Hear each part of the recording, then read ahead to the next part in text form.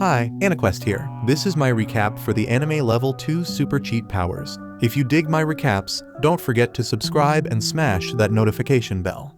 This story takes place in a messed up world where humans treat demi-humans like straight up slaves. Our main dude Banaza, though, he's got a different vibe. He's all about being nice to the demi-humans, but the humans hate him for it. Even the demi-humans warn him to stop being kind. But Banaza ain't having it. He wants everyone to get along, but not many folks feel the same. Out of nowhere, Banaza gets summoned to a whole new world, and they tell him he's a candidate to be a hero. Now he's stuck in the magical kingdom of Clyrode, smack in the middle of a long-ass battle against the Dark Army. The kingdom been summoning heroes from other worlds, hoping they'll fight the Dark Army for them. First things first, they gotta check Banaza's skills. When he got summoned to their world, he had to start all over at level 1. But in return, they give the candidates divine blessings from the gods. These blessings give them powers that no regular person can get just by training. It's called divine revelation. Banaza can read their language, but when the display shows his stats, everyone's freaking horrified. Turns out, Banaza didn't get no divine revelation. His stats are just like any regular person's. It's a major letdown, and the summoners consider it a failure. Banaza tries to tell them he's just a regular merchant and asks if they can send him back home. But nobody gives a damn about his words. Instead, they're all in awe of another candidate who apparently got some crazy powers. This dude's stats are all level 999, and they're calling him their savior, begging him to fight for them. Banaza just wants to go home, but nobody's listening to him. He's racking his brain trying to figure out how to get back. But the king's too busy announcing that the blonde dude will be their hero. Some time passes, and Banaza gets thrown into a carriage and taken away. He looks back, and the king tells him that the summoning gate closed, so they can't send him back home. The kingdom admits it's their screw up, so they're gonna make it up to him. Instead of just getting rid of him, they're gonna let him live in the Delavza forest up north. He can spend the rest of his useless life there, but the only condition is that he keeps his damn mouth shut about the mistake they made. On the journey there, Banaza's got an escort who straight up tells him not to talk to him. But Banaza's a smooth talker, and he manages to get the guy chatting. Turns out, in this country, whether you're a human or a demi-human, they all get treated the same. Banaza's thinking about how shit was looking real bad at the start. His stats were trash, he got stuck living in the damn forest, and there's some dark army threatening humanity. But Banaza ain't about to let nobody look down on him no more. So he starts thinking maybe this world ain't all that shitty after all. Took them a whole damn 20 days to reach the forest. When they finally get there, Banaza gets handed a bottomless bag filled with mad cash and enough food to keep them going for a while. Their driver warns him about the Dark Army lurking around in the forest, so if he wants to stay alive, he better hightail it out of there quickly. Once he's alone, Banaza rummages through his inventory and grabs a sword. He spots some slimes nearby, and they look kinda similar to the ones from his old world, so he figures they won't mess with him. But he was dead wrong, and the slimes come at him, and Banaza's gotta defend himself. Somehow, he manages to survive the encounter, but his cheap-ass weapon's already starting to fall apart. Right then, a notification pops up saying he just hit level 2. His stats look different now, but Banaza's confused as hell about the weird symbols replacing the numbers. He switches on voice notifications, and the voice tells him he's learned some magic spells. He can activate them without opening any menus, and Banaza's straight up shocked by all the spells he scored. But hold up, an alert pops up revealing that there's a monster lure spell placed on the bottomless bag they gave him. That's why the slime attacked his ass. And considering the weapon they gave him was practically useless, Banaza figures the kingdom was setting him up to die. The voice asks if he wants to remove the lure spell, so he does. And the idiot wonders why the hell they'd use magic that's so damn easy to get rid of. Banaza starts looking for a safe spot to take cover, but then the notification stops him. It says that the forest is packed with a crazy amount of melicium. It's just a fancy word for the liquids or gases demons emit. That shit's seriously harmful to humans. The voice asks if he wants to purify the forest, and our boy Banaza thinks it's a damn good idea, especially if he's gotta stay there. The system explains it'll take up 1/3 of his magic, but Banaza figures he's so weak it doesn't matter. But then, when he activates the purification spell, it turns out to be a freaking epic display of magic.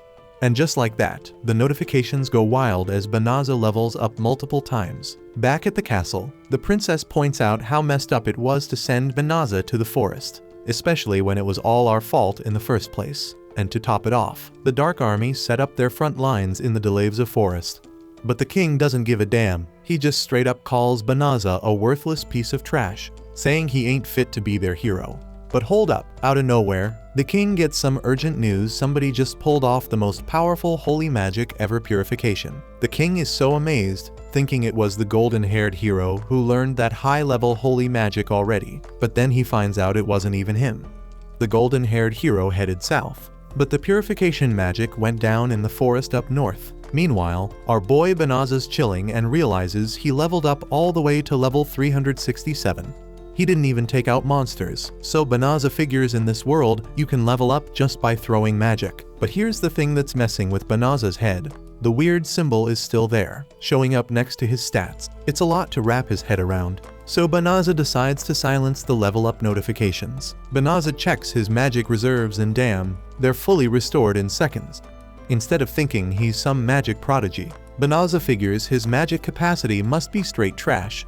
He's worried he might still be in danger cause his magic ain't strong enough to purify the forest properly. Since Banaza's banned from living in town, the system suggests he use shape-shifting magic to blend in, so he gives it a shot.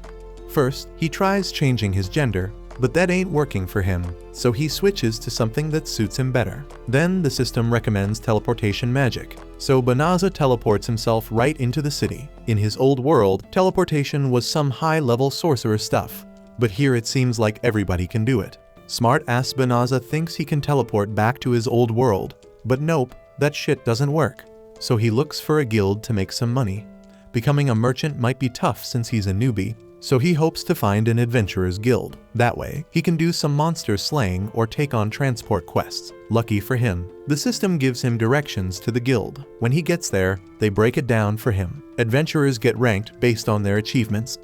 The higher the rank, the better the rewards and tougher the quests they can take. It's pretty much like guilds in his old world. So Banaza decides to sign up, but he can't use his real name. So he goes with Fleo instead. Fleo wants to make that cash fast, but his rank is too low to earn much dough. Right at that moment, Fleo catches wind of a girl who needs an escort to the Delavza forest. Problem is, she ain't got much cash to offer. And to make matters worse, word on the street is that the Dark Army got a base right smack in that very forest. Ain't nobody willing to take her, but she is desperate to help her family that lives near there. Some adventurers straight up shove her aside because they're annoyed, so Fleo offers to take her. She explains that she doesn't have much to offer, but Fleo says it's not a big deal since he has been there before, and he can just teleport them there.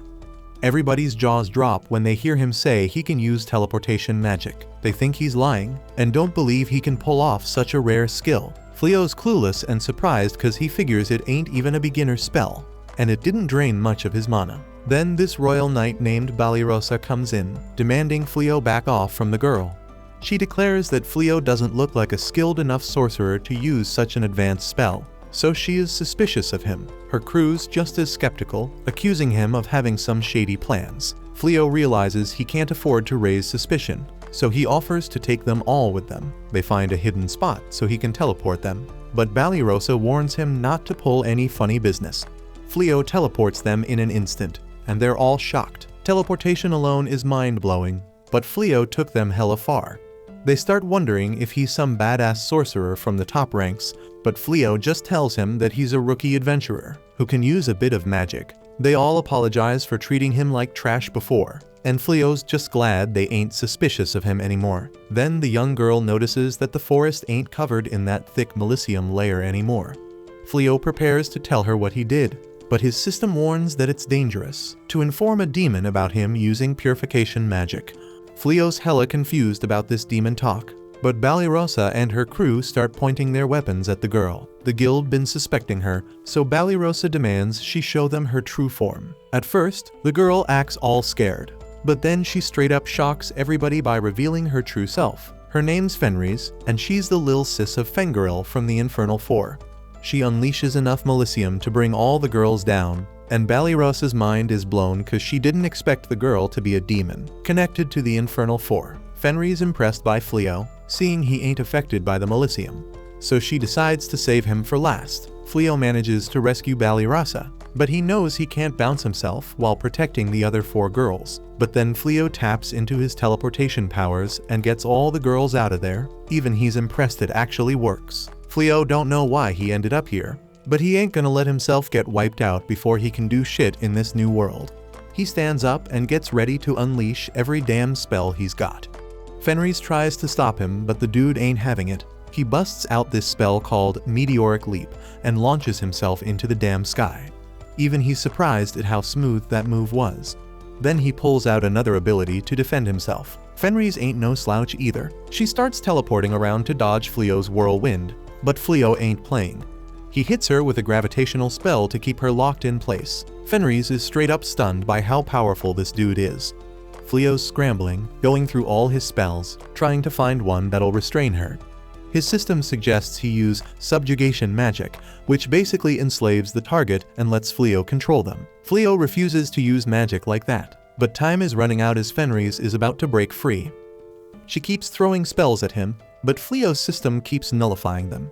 It's only a matter of time before she busts loose, so the system keeps pushing Fleo to use subjugation magic. But Fleo keeps rejecting the idea because he just got to this world and doesn't want to bring that kind of corruption from his past world. Then out of nowhere, Fenris admits she don't have the magic to break free and straight up tells Fleo to end her life. Fleo refuses to do it as he explains he ain't even into fighting in the first place. Fenris is shocked when he sets her free. She lets him know she's a warrior of the demons, always clashing with humans. But Fleo doesn't give a damn if she's human or demon. He just ain't down to eliminate someone who's already surrendered. Fenris is blown away by his kindness, and she transforms back into a human, dropping her beast form. Fleo offers to let her bounce, but he wants her to promise she won't mess with humans no more. He checks his bottomless bag for some clothes for her, but she's drained from using her magic and falls asleep. That night, Fleo takes a look at all the different types of magic he's got. He wonders why people find it hard to believe he can teleport and why his magic is so damn powerful. Fenris wakes up wondering how she lost, even though she's resistant to magic. She realizes Fleo healed her while she was knocked out and points out that most folks would have took her out and skinned her, but Fleo didn't, so she promises never to fight humans again. And Fleo showed such insane power that she decides to acknowledge him as her master. She vows to dedicate her life to repay him, but Fleo says it's okay. But she ain't backing down. She straight up offers to be his slave, no strings attached. Fleo ain't about that slave-owning life, but she determines that if she can't serve him, then there's nothing left to live for. Fleo stops her and finally gives in, letting her tag along. Later, Fleo spills all the deets about how he got summoned and failed to become a hero because he had 0 skills. He shows her his true appearance and admits he's clueless about what to do next. He's sure she'll regret following him, but she explains that her race lives solely for the one they recognize as their master, no matter who he is or where he is from. She swears to always stay loyal to him. Fleo agrees once again to let her roll with him, and she couldn't be happier. At the castle, the king's hella disappointed when he hears that the golden hero straight up let the troops he was in charge of get wiped out. This hero blames the soldiers, saying they panicked, and claims he did everything he could to save them. He bounces, but another soldier spills everything to the king. Turns out this hero just chilled behind the army the whole damn time, then dipped out while everyone else fought. And he had the nerve to blame everyone else for the loss. It's looking real bad, and some of the troops start hating on the hero. When he's alone, the hero's mad as hell because none of his abilities have improved even a bit after a whole damn month of training. He can handle weak-ass monsters, but he's straight up helpless against any beast that knows how to fight. Just then, his servant Tsuya shows up to greet him. This dude's a real piece of work, telling her to come with him so he can spoil her with the castle's money. The next day, Fleo decides to hit up the Adventurers Guild to make some cash. But he can't get used to Fenris calling him master. Some merchant mistakes them for a married couple, so Fleo thinks it might be easier to travel together if they act like a couple instead of raising eyebrows. Fenris happily agrees to be his wife because it's a Lupin's dream to have a strong husband. Fleo tries to remind her they're just pretending, but it's too late, she's already calling him darling. At the Adventurers Guild, Fenris gets her own adventurer tag, and when Fenris sees Fleo with matching accessories, it reminds her of this marriage ritual her Lupin race performs. They swallow the bones of prey they hunted together. Lucky for our boy, he gets interrupted before he can dwell on that thought because the guild receptionist asks for Fenris's name. Fenris is about to proudly announce her real name, but Fleo cuts her off and registers her as Raze. So Fleo straight up tells Raze that she gotta start living as a human and use fake names from now on. And right then, they announce at the guild that there's some crazy ass quest to stop these psycho bears from getting into the city.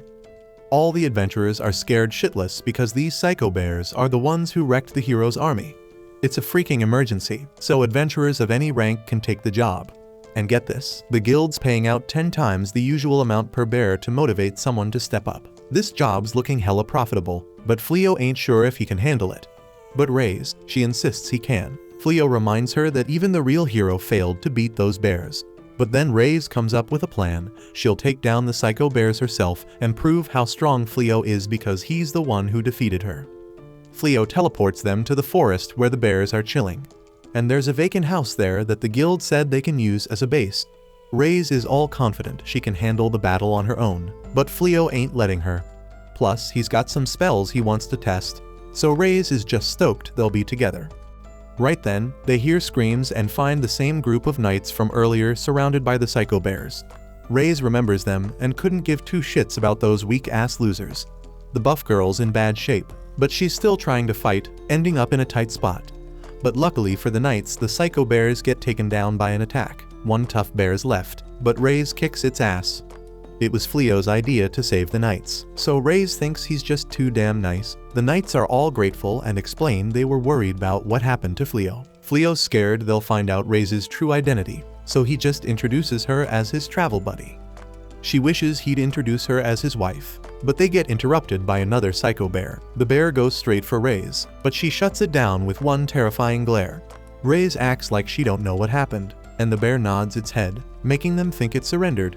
They decide to keep it as a pet, but the knights are hella shocked because these psycho bears wrecked the hero's army.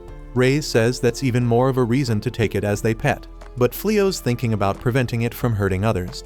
He puts a collar on it to keep it in check and uses shape shift to make it blend in more. They try to come up with a name for it, but the knights can't believe how they just casually tamed such a fierce beast.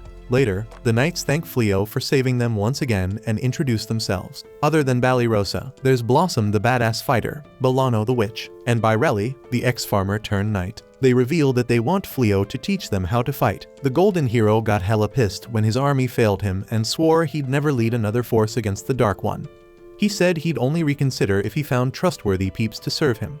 So, the golden hero's been holed up in his room until that time comes, and the king ordered the knights to dedicate themselves to combat until they can take down beasts on the same level as the psycho bears. But these four can't even defeat one psycho bear together, so they need Fleo's help. Fleo's thinking he don't even know jack about how magic works, so there's no way he can teach anyone. Meanwhile, Raze is feeling hella jealous watching these girls trying to get close to Fleo.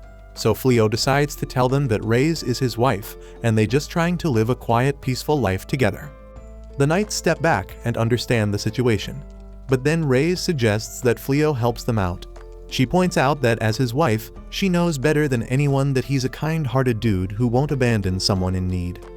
Fleo knows he can't teach what he doesn't know, but he can see how much they need his help.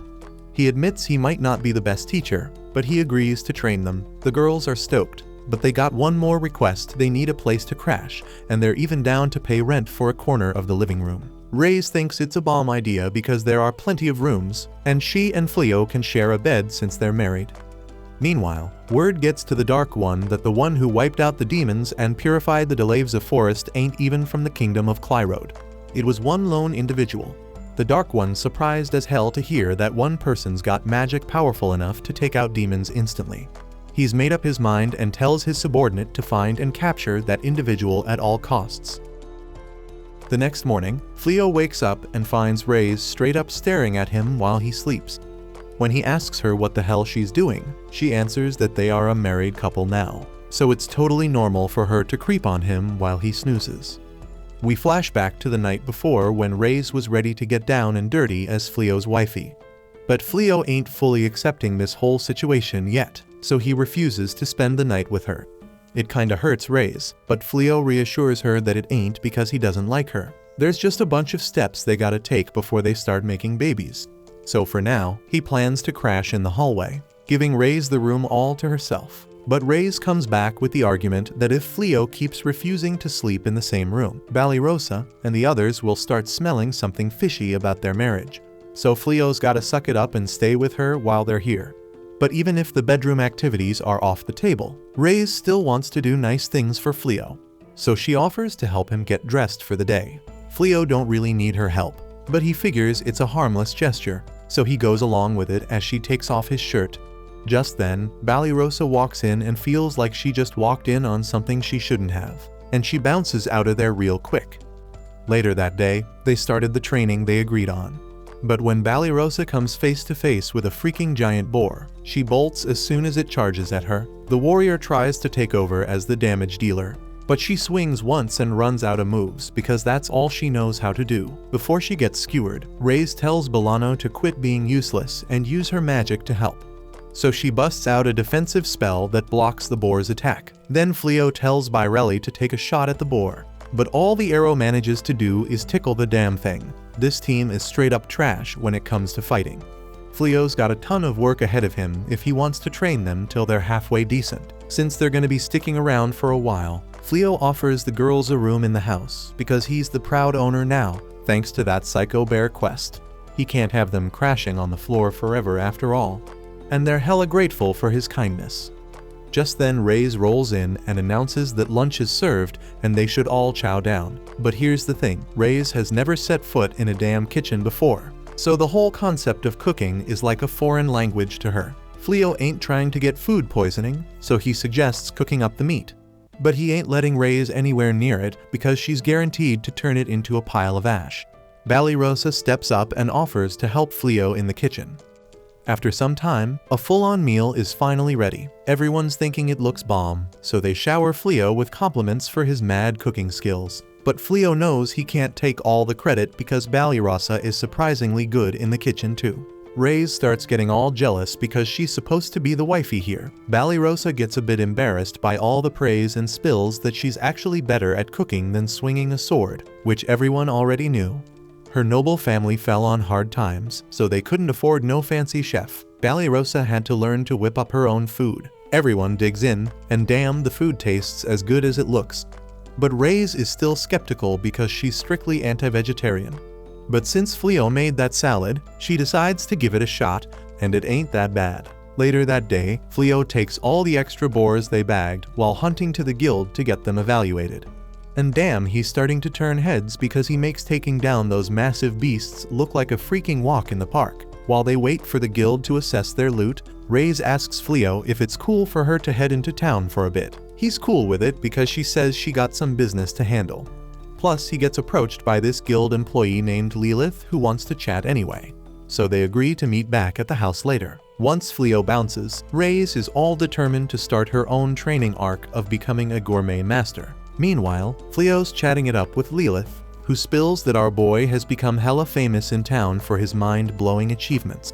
Word of his strength has even made its way to the palace, and they're offering him a job to work under the hero. They want to make him an honorary knight and help take down the demon lord once and for all. But the thought of dealing with the palace again is giving Fleo major bad vibes. To the folks in this world, taking down the demon lord is like the highest honor ever. But Fleo ain't from this world, so why should he give a damn?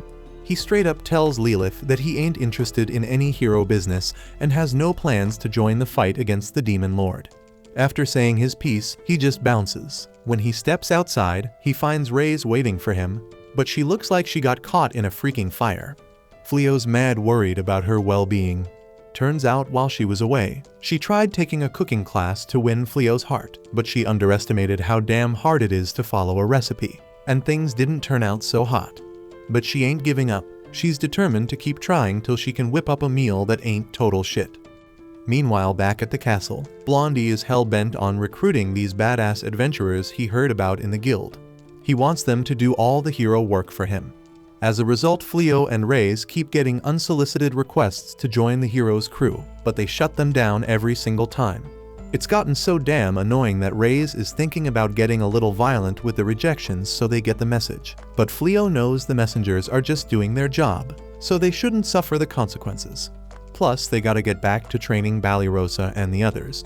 As he heads to the backyard, he finds Blossom taking care of the garden. The damn thing's thriving under her watch because she wants to show her appreciation for all the help Fleo's given them. It's nice and all, but she's been using it as an excuse to avoid training her sword skills for way too long now. Out in the damn forest, Reyes is trying to get Bairelli to unleash some arrows on a living target like a proper archer. But Bairelli's too damn chicken to shoot any arrows at the actual chickens because she thinks they're too damn cute. So Reyes tries to convince her with a counterargument. They can chow down on some fried chicken if she hits the mark. But Bairelli still ain't buying it, so her training hits a dead end. Meanwhile, Bolano's about to pass the hell out from using up all her mana. So Fleo comes up with this genius idea to make her a ring that boosts her magic capacity. That way she won't collapse every time she uses her magic. Bolano's grateful for it, but she lets her intrusive thoughts and feelings for Fleo take over for a second. She tries slipping the ring on her ring finger, but Reyes shuts that down real quick because she ain't tolerating no competition as Fleo's wifey. Just then, Ballyrosa freaks out and calls for Fleo because she's losing to a freaking caterpillar. But Reyes shuts that down too because she ain't letting Ballyrosa steal any more attention from Fleo. After their training sesh, everyone heads inside to grub. And even though Reyes cooked the food, it actually looks edible now. Fleo asks when the hell she learned to cook so well. Reyes admits she took a boatload of cooking classes and accidentally set a bunch of buildings on fire. But it was all worth it to be able to cook for Fleo. Meanwhile, out in the woods behind the house, there's this demon girl spying on them. She's dead certain that Reyes is the same feared and powerful demon she knew, but damn, she's all fawning over a human. So something ain't adding up for her. Lucky for her, she's about to get her answers because Reyes finds out Uliminaz has been spying on her. They bring Uliminaz inside, and Fleo pours her a cup of tea. But Reyes ain't interested in entertaining their uninvited guest. She straight up asks Uliminaz what the hell she's doing here because she sure as hell didn't come to play as a confederate of the Dark One. She explains that she was sent to check out this area, but then she saw Reyes here, so she wanted to figure out what she was up to. Reyes in turn explains that she is living here with her husband now, and Uliminaz is straight up shocked to hear that Reyes already got married. But she ain't planning on messing things up for her. Uliminaz takes another sip of her tea, and she can't wrap her head around how much Reyes has changed since she's been gone. And here's the other thing that's weird to her. Fleo, he's sitting there all calm and collected, even though he's chilling with a demon confederate of the Dark One. Uliminaz can't even analyze his stats with her skill. And even the Dark One can't hide his stats from her. So Fleo must be a serious force to be reckoned with. She switches the topic and starts talking about how things have been changing around here lately. Like the Delavza forest suddenly got wiped clean of all magical beasts overnight. Hearing this, Fleo finally remembers the purification spell he used back in the day. And since all his other spells are crazy powerful, his purification must have worked its magic on the whole damn forest. Uliminaz needs a second to process what he just said, because if he really purified the forest, that means he's the one who wiped out Fengaril and his entire army. In other words, he's the reason Fenris's brother bit the dust. Uliminaz can't even believe that Fenris would choose to marry him, knowing he's the one responsible for her brother's death. Fenris tells Uliminaz to shut the hell up for a second, because she's getting real tired of all these accusations against Fleo. But when Fleo asks if she knew he killed Fengaril, Reyes confirms it. There ain't that many folks in the kingdom who can use purification magic on such a massive scale, so it was pretty damn obvious that Fleo was the culprit. But in the end, Fengaril was a proud warrior. He wouldn't want folks mourning his death or any of that crap, even if it was caused by a crazy powerhouse like Fleo. Besides, if he didn't want to die, he shouldn't have let himself get killed. Reyes fell in love with him for his strength, so no matter who he's killed, her feelings for him ain't changing one damn bit. Right then they clock that their whole convo got eavesdropped by the knights. So now they know Reyes is the same demon Fenris who nearly offed them in the beginning. So they're all freaking terrified of her, especially Bairelli. Seeing Fleo as a major threat to the Dark Army, Uliminaz steps up and asks for a match with him to see how strong Fenris's man really is. She's thinking she can take them both down at once this way.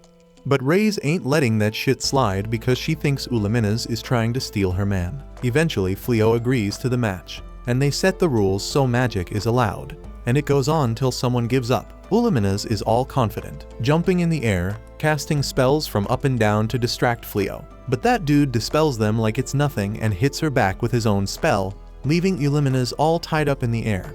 She can't move or defend herself, so she surrenders. Next day, Fleo has a much-needed talk with the knights and apologizes for not spilling about Ray's true identity because he thought it would bring trouble. He gets it if they want to snitch to the castle. But Fenris tells them she's all in with Fleo now and ain't part of the Dark Army no more. Balirosa agrees that they should normally report this to the castle. But since Ray's ain't a threat and has been helping them out for the past month, they might just forget to mention it to the king. Ray's is stoked to hear that, but then she peeps outside because Illumina's is back, acting like a sore loser. She rolls up with a whole damn dragon army, trying to take down Fleo. But instead of fear, Fleo's just straight up amazed because it's his first time seeing dragons in the flesh. Illumina's orders them to unleash hellfire on him, so Fleo counters by blowing them all away with his magic. Just like that, the Dark One's strongest dragon army becomes a pile of lifeless bodies. The few that survive haul ass because they ain't getting paid enough for this shit. Blossom tells Fleo he's freaking incredible for taking on all them dragons at once. If she knew it'd be that damn easy, she would have chucked her hoe at one of them to snag that Dragon Slayer title. But Fleo doesn't see no reason why she can't give it a shot. He tells her to chuck her hoe at one of the dragons, and as she does, he buffs the attack, making it powerful enough to pierce through the dragon's neck. She manages to snag the title, and the others all rush to Fleo asking for his help too, but all the dragons already dipped, so they're out of luck. Meanwhile, Lord Gaul of the Dark Army watches all this shit go down, straight up shocked that Fleo's packing so much power, even though he ain't the hero.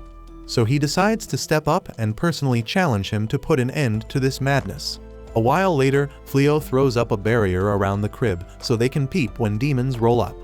Ray's gets all pissed just thinking about that damn annoying cat. So Fleo gotta tell her to chillax. But Ray's gets even more heated because she thinks he's trying to defend her. But Fleo just remembers how she straight up accused him of taking out Ray's bro and his whole crew. It's messing with his head, but he brushes it off and tells Ray's it's no biggie. Meanwhile, Blossom can't tear her eyes away from her screen. She can't even believe she scored the title of Dragon Slayer. The girls are in awe of the badass hoe that slayed the dragon, but Balirosa says it's time to hunt for today's share of magic beasts. Their admiration then goes to her for putting in work every damn day to stay trained. The girls got mad love and respect for Fleo because he's been holding it down for them, so they all eager to level up and get stronger too. But while they busy admiring Balirosa, we see she's actually crying. Getting that Dragon Slayer title is every adventurer's dream, so she feeling down because she feeling left behind. If she had snagged that title instead, she could have brought back her family's noble status. Then they might have been chilling in the capital again, just like when her pops was a knight. Out of nowhere, some dude shows up looking for his homie. Balirosa's skeptical because he looking all underprepared in a forest full of magic beasts. Dude explains he looking for Fleo's wifey, but that straight up confirms to Balirosa that he gotta be part of the Dark Army. She demands to know what the hell he want with someone who cut ties with the Dark Army. Depending on his answer, they might have to throw down and battle it out. Dude admits he's part of the Dark Army, but he says he just there to check on Fenris. He decides to dip, but asks them to pass on a message to Fenris. If she ever want to chat about the past, he down to have a conversation. Before he bounces, he reveals his name as Gozel. Fleo and Ray's show up, so Balirosa tells them everything. Ray's knows exactly who the dude is and can't believe he picked such an obviously fake-ass name. Fleo explains they came because his barrier caught a demon.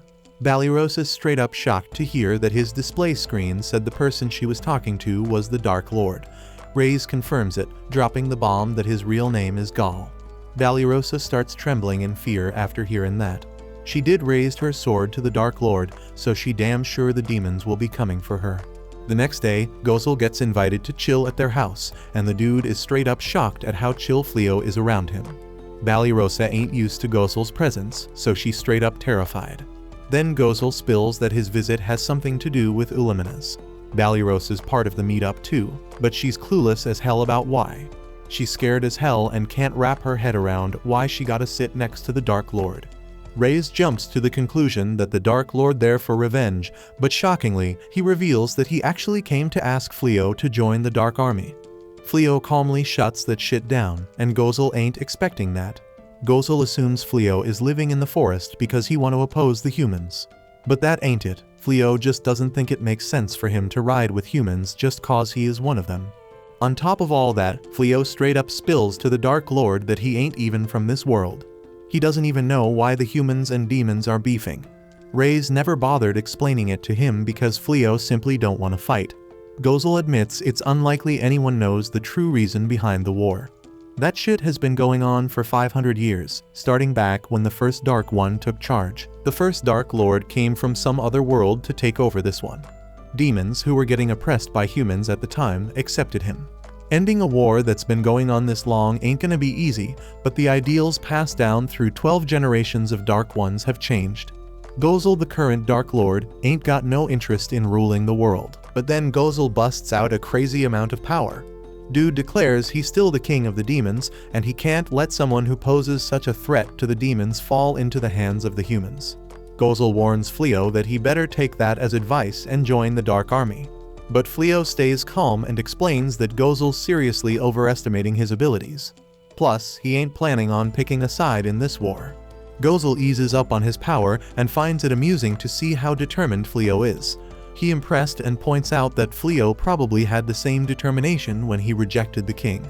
Gozel gets ready to bounce, but makes it clear he ain't given up. Gozel can't wrap his head around how freaking crazy it is to come across a human who ain't even flinching at his badass self. And he ain't just talking about Fleo, he talking about Banished too. The other girls roll up checking on Banished, wondering if she is good, but she's straight up frozen from shock.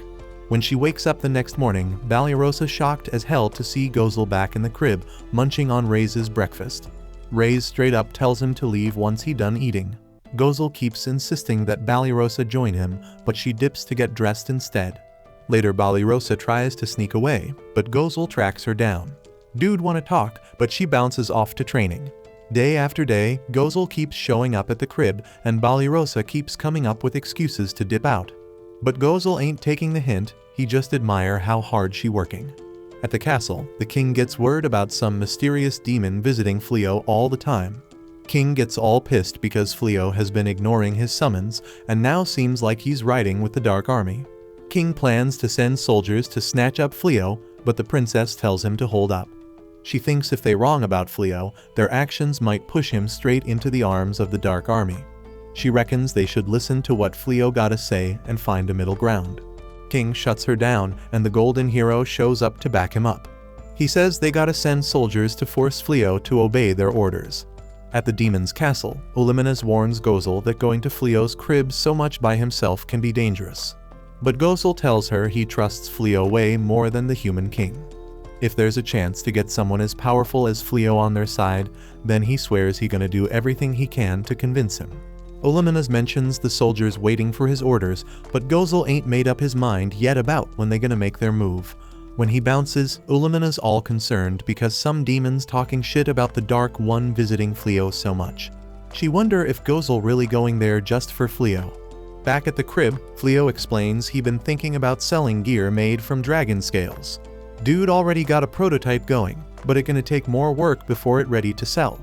Fleo dead set on making this business successful so they can support themselves. Reyes is wondering if Fleo making the right move by turning down the king's offer.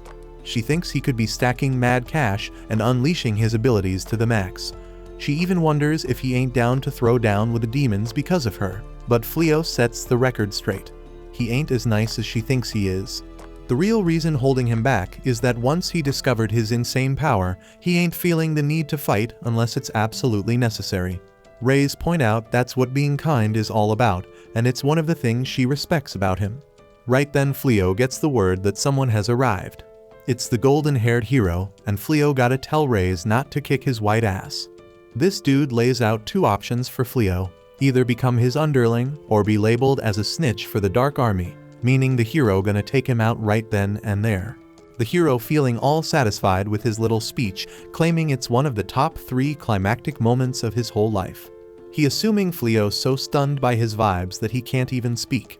He don't blame him, because the hero dead certain that he is gonna become a legend in this world.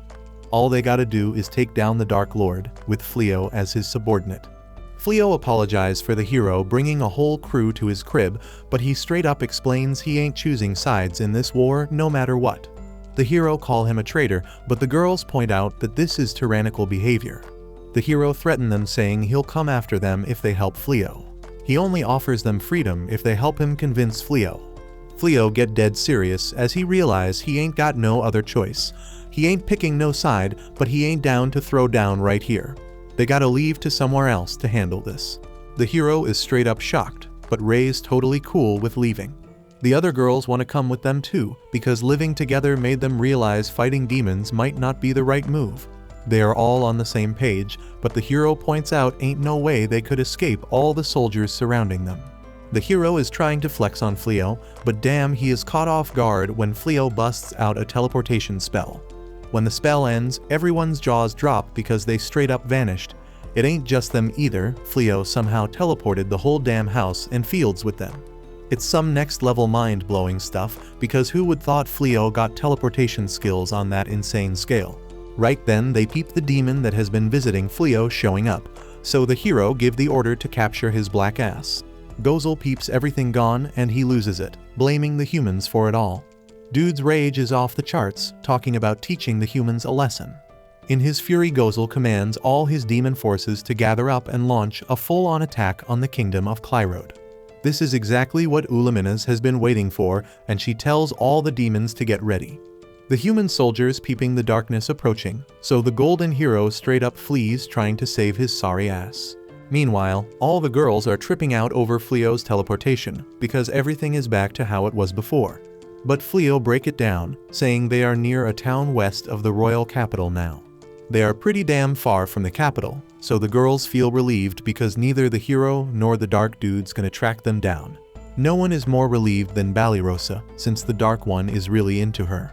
Fleo apologizes to Rei's for putting her through all this, but she's just happy riding by Fleo's side. Rei's declare they're gonna throw down a feast to celebrate their new house, so everybody rushes inside.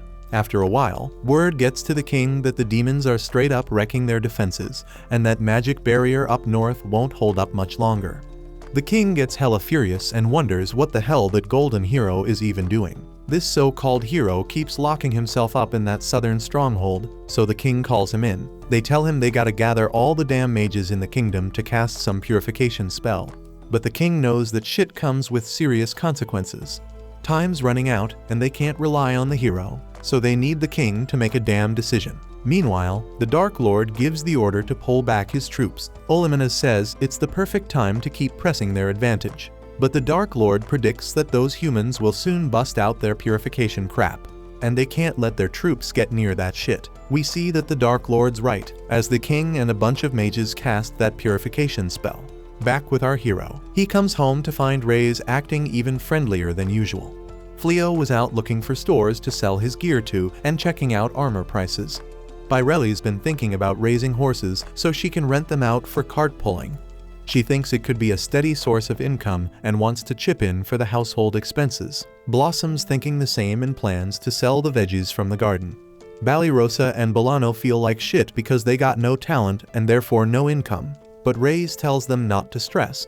She says taking care of the pack is the pack leader's wife's job. But Balirosa ain't sure how she feels about being part of a pack. Fleo reassures them not to worry because they can just focus on getting better at their combat skills.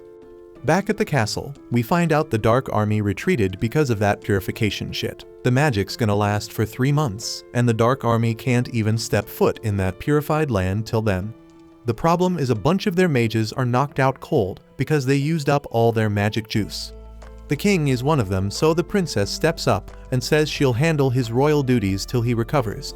Then she shocks the hell out of everyone with her first order, to strip that golden hero of his hero status for the kingdom. Their whole nation's fighting for its damn life, and this dude's been doing jack shit, so it's only right that he loses his status. They ain't got enough mages to summon another hero, so the princess decides to hit up the oracle for some guidance. Turns out the hero ain't taking that news too well. He claims to be the chosen one, and declares that they will beg him to come back when the Dark One attacks, but they just ignore his ass. That night, Fleo points out how much Rei's has been holding it down, and she declares that she would do anything for him. Fleo thanks her for being there, knowing it must be tough for her being around humans all the time. but she falls asleep before he can finish. Fleo starts thinking about how he was thrown into this world all alone. But thanks to Raze, he's got a home and can make it through. The next day, the girls hype up Fleo and Raze to go on a date. Fleo acts all shy about it, but they remind him they're married. On the date, they have a blast doing all sorts of activities. After a meal, Raze wants to make the best of the time they were given, so they go to the town market. Fleo offers to get her whatever she wants because she has been so helpful. Raze reveals she's never been given a gift before, so she excitedly looks for something. Fleo picks out a brooch and tells her she looks beautiful. Dude gets all embarrassed though and quickly says he was talking about the brooch. Later that night, the other girls start wondering what's up with Raze because she's been staring at that brooch for hours. It's a clear sign their date went well, and all the girls are low-key jealous. Now Fleo wakes up all shocked because Raze has made her way into his bed. They had a long day, so he lets her stay, but he knows he won't be able to sleep. Back at the castle, we find the hero has straight up broken into the treasury. He's pissed about the princess taking away his hero status, but he's glad to hear Tsuuya still calls him a hero. She's got faith he'll come back to his role someday, so she'll keep serving him. Dude ain't down to live as a regular old commoner in this world, so he's on the hunt for something that'll help him kick the Dark One's ass. He's the chosen hero, so once he defeats the Dark One, he can live his life as a damn champion. He starts thinking about how Fleo can use magic he can't, and he wishes he had more power. Out of nowhere, this voice straight up says if the hero wants power, he gotta set her free. The voice leads him to some secret room and tells him she can grant him any damn wish he wants. So the hero grabs his sword, but Tsuuya can't hear the voice and it's messing with him. The voice starts provoking him to draw the sword, asking if he's scared, but hell no, he's insulted by that question. So he goes ahead and draws the sword, unleashing this crazy burst of power. Then this spirit named Haya shows up and says he's the one who freed her, so she's gonna grant him 3 wishes. She promises to give him whatever he desires, and he gets this sneaky smile on his face, ready to ask for his first wish. Meanwhile, back at the castle, the princess meets up with the oracle.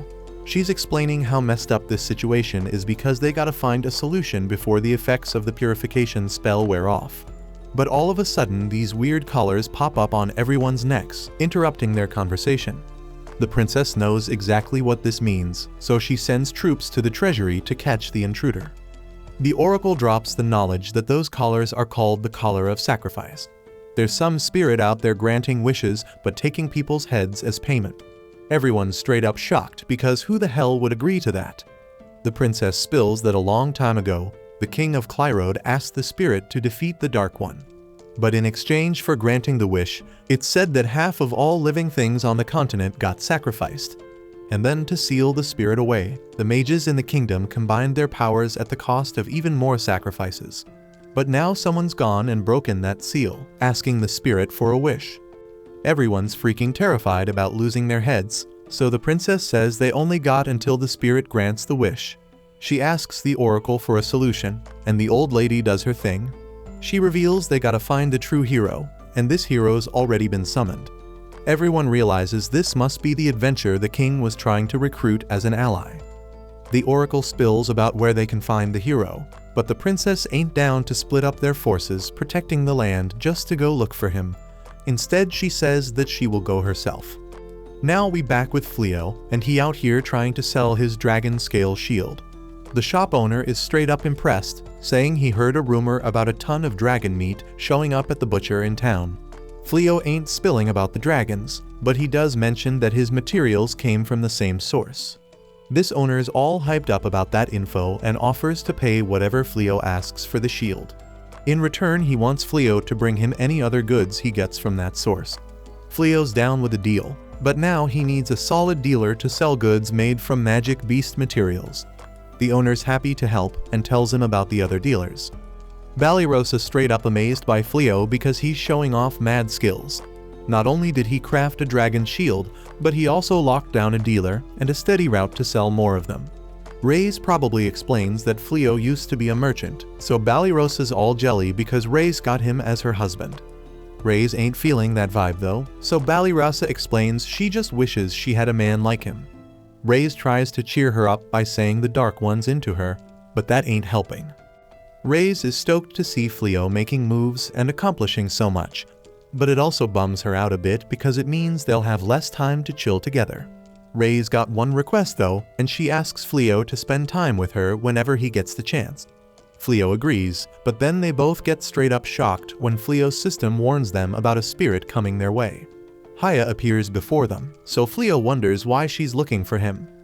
We then see that the hero made a wish for the spirit to end Fleo's life because he got humiliated. And this spirit wastes no time, starting her attack to grant the hero's wish.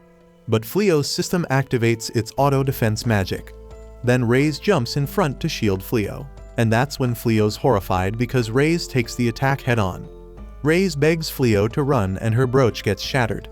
Haya's all disappointed because she missed, so she keeps going at them. But Fleo's auto-defense magic keeps them protected, and he can only plead for Reyes to be alright. Haya's impressed that he can block all her basic offensive spells, so she gets ready to bust out something more powerful. But Reyes is in rough shape, so Fleo tries to use healing magic.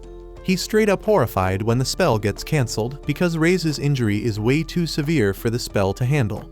And there ain't no other spells that can substitute for heal. So Fleo gets hella upset when he sees that lifeless look on Reyes' face. Haya decides to hit them with a spell called Origin of Light to deal some serious damage. But she's once again impressed when they come out unharmed. And just when things seem intense, Fleo's system announces that he's got the Origin of Light and Darkness magic. Balirosa's all shocked when she hears how freaking furious Fleo is when he tells Haya that she's gonna pay. Fleo has never been so angry, as he swears that he will get revenge. He wanted to hold it down for Reyes because she had his back when he was straight up alone in this messed up world. And he might have suggested getting hitched just so she'd be his slave, but damn, she way happier than he ever imagined. And even though she knew Fleo was the one who took out her brother, she still chose to love him. But even after all she did for him, he still couldn't protect her. So right now, the only thing on his mind is making Haya pay for her actions.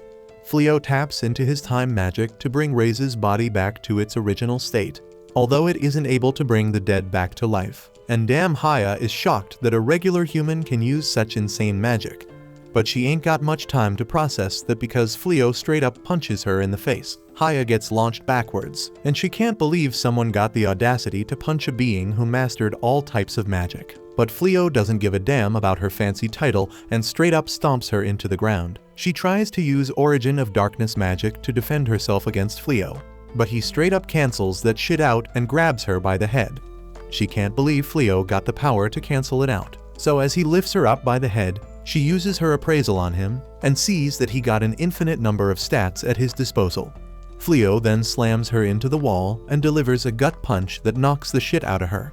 And no matter how much defensive magic she throws, it doesn't do shit to stop his relentless attacks. At the same time, it looks like Reyes wakes up, and Balirosa checks if she is good. She says she is fine, but she wondering what went down because she ain't got a scratch on her body, even though she should be 6 feet under. Balirosa explains that Fleo used his magic to help her recover. But right now he is so damn furious that he beating down Haya non-stop. And if you thought Reyes was gonna step in and stop him, you dead wrong because she loving it. It brings her joy that Fleo showing no mercy for her sake. And physical attacks ain't supposed to harm a djinn. But Fleo is so damn powerful that rules don't mean shit to him. He could probably kill her with his bare fists. But Reyes remembers when Fleo saved her ass and straight up told her he ain't into all that fighting stuff. He ain't down to kill nobody who surrendered. So now she feeling all confused about Fleo doing this for her sake. By now Haya got her confidence knocked to the curb, so as Fleo grabs her neck to finish her off, she begging him to spare her life.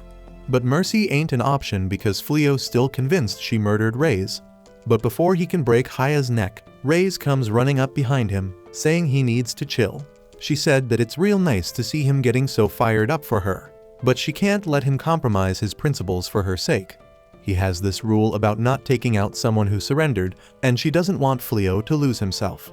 Fleo snaps out of it and realizes Reyes ain't a cold corpse because her body is still warm. They hug it out while Haya is still knocked out on the floor. Meanwhile, the princess just rolled up near the town looking for Fleo. But the mages she used for teleportation looking hella weak, barely recovered from their mana drain. The princess actually gives a damn about her people, so she tells the guards to make sure their mages stay safe while she goes hunting for Fleo. But it ain't gonna take long because they just gotta ask around for him. Right then, the sacrifice collars get wrecked, and the princess knows it only means one thing: Jin failed to deliver the wish. Back at the castle, things looking real dark for the blonde loser because the treasury all locked down by guards. No way for him or Suya to make an escape. He running out of dumb ideas, and Suya is scared shitless because if they get caught, they will surely be executed for what they've done. The blonde loser can't believe he got played by Haya, thinking she gonna grant his damn wish. But then this other voice echoes out of the creepy hidden room. Even it shocked Haya couldn't come through with the wish. The voice takes control of Suya's body because she has been floating around without a physical form for a century. First thing she do is change Suya's outfit to something she prefer. Blondie still trying to figure out what the hell going on. So the woman introduces herself as Damalinas, the Grand Magus of Midnight. And since Haya failed to grant his wish, she gonna hook him up with the power he been itching for. Although she never said he going to be cool with how he getting that power. Damalinas hops on that beast Blondie and bounces out of the treasury, all set to get back at the damn nobles who locked her away. But as she dips, she peeps the teleportation circle the princess used to look for Fleo, and figures it must have been their escape plan because they knew she was coming. So she jets off to wipe out every damn noble in the land, even their kids and grandkids. Meanwhile, Fleo just patched up Haya, and once she wakes up, she straight up begs for forgiveness because she ain't down to throw hands with Fleo anymore. She realizes Fleo saved her sorry ass, but that's only because Reyes managed to survive in the end. Now they gotta figure out what the hell to do with her, because handing her over to the guards won't do jack since she's stronger than them. Fleo thinks they could just lock her up in the castle treasury like before. But Haya doesn't get how the hell Fleo knows where she came from. He knows because while Haya was knocked out, he used his spell to dive into her memories and saw everything from the moment she got unsealed to Blondie's wish to have Fleo taken out. He knows she's a djinn who grants wishes, but it comes at a damn high price. So if they just send her back to the castle, the same crap might go down again one day. So Reyes suggests they make Haya Fleo's servant. Fleo tries to brush off the idea, but Reyes shuts him down and mentions she damn well knows he ain't looking for no servant. But they can't trust the castle to keep Haya under control, so they gotta keep her close. Plus Reyes loves how strong she is, so Fleo gives in and agrees to let her join them. But he asks Reyes if she's really cool with it because Haya kinda killed her back there. Reyes is pissed no doubt, but at the end of the day, it was her own weakness that let Haya beat her in the first place, so she can't hold a grudge. Since Reyes ain't mad at Haya, it doesn't make sense for Fleo to stay pissed forever. He reaches out his hand and says as long as Haya promises to never take another life again, he forgives her. Haya is straight up shocked because humans hold onto hate and resentment like it's their life force, all because of their desires that make them willing to sacrifice others. She grabs his hand and swears to serve him with her whole damn being, giving him every ounce of power she's got.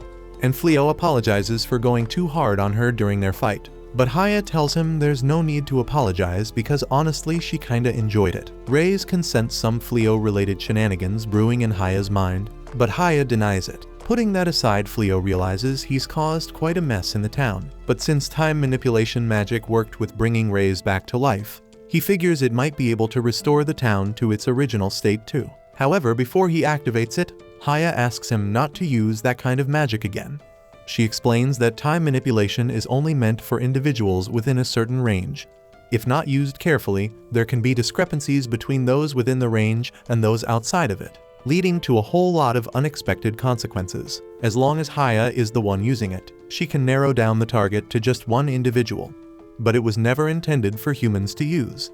So Fleo wonders why he has access to a spell like that. And Haya believes it's because he's a supreme being. As a supreme being, his skills are limitless, and with limitless skills, he can tap into a magic called Epiphany.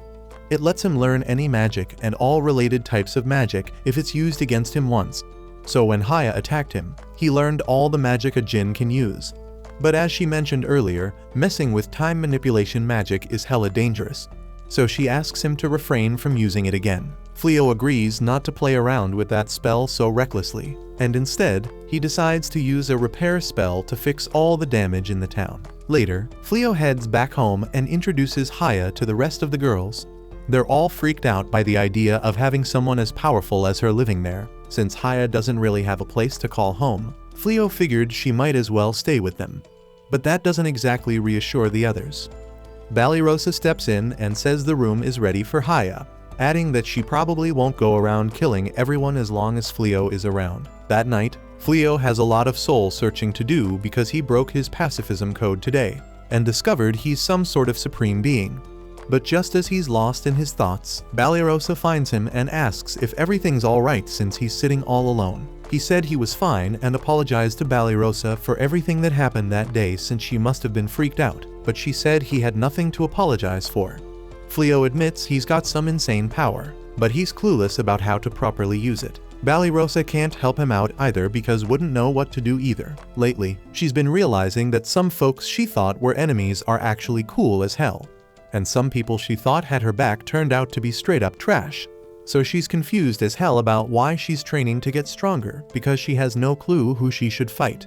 She's grateful she met Fleo and Reyes because they opened her eyes to the fact that life ain't all black and white. And chatting with her seems to lift Fleo's spirits a bit. Fleo heads to his room and spots Reyes deep in thought, so he asks her what's up. At first she doesn't say nothing, but then she grabs Fleo's hand and flips his ass onto the bed, and she asks if he's gonna go back to his original world. Fleo's mad confused by the sudden question, but based on what Haya said earlier, he's got all the spells that a djinn should have, which means he's got the power to go back if he wants. But if he's gonna dip, Reyes wants to roll with him. She doesn't care where they end up, as long as she's by his side. And after realizing how much she wants to be with him, Fleo straight up says he ain't going back to his original world. That place still got mad discrimination against demihumans, and it'd be hell for Reyes to live there. But he ain't leaving her behind either. He asks if she wants to be his real wife because earlier, when he thought Reyes was gone for good, he knows he had said it was just a fake marriage at the start, but now he knows he can't live without her. Reyes already saw him as her real husband, but it makes her hella happy to hear him say he wants to be with her. So for the first time they share a kiss. Shit was about to escalate further, but then Fleo realizes Haya's standing right there watching them. They both go red as hell, and Reyes asks how long Haya's been there. But Haya's been peeping since the moment Fleo sat his ass on the bed, so she saw everything go down. Fleo tells her to stop spying on him, but Haya doesn't see what the big deal is because breeding is a natural thing. But that doesn't change the fact that he doesn't want to be watched while he's getting busy. Even though the djinn problem got solved, the princess is still on the hunt in town for Fleo. But the only thing she knows about him is that he's supposed to be crazy powerful, so the locals ain't got a clue who she's looking for. She dips from the store feeling bummed because she ain't scored any fresh leads on where the hell Fleo is at. Meanwhile, Fleo's grubbing down on a delicious meal with the crew, and this time Haya lends a hand too. Haya says she could have used magic to make everything in a snap, but Reyes wanted to do it the old-fashioned way to make it special. She takes pride in her cooking because she Fleo's wifey, but since Haya wanna help out, she can handle the cleaning and laundry from now on. Haya is all stoked to be useful, but that puts everyone else in a pickle because if Haya doing all the chores now, they back to being a bunch of freeloaders. But don't forget Blossom still holding it down with her crops, so at least she's still doing her part, and she gonna make sure Haya don't take that away from her. She gonna work even harder than before with a little help from Suya, Birelli trying to make herself useful by taking care of the stables. But it's turning out to be more than she bargained for. Meanwhile, Bolano going through a major soul-searching moment.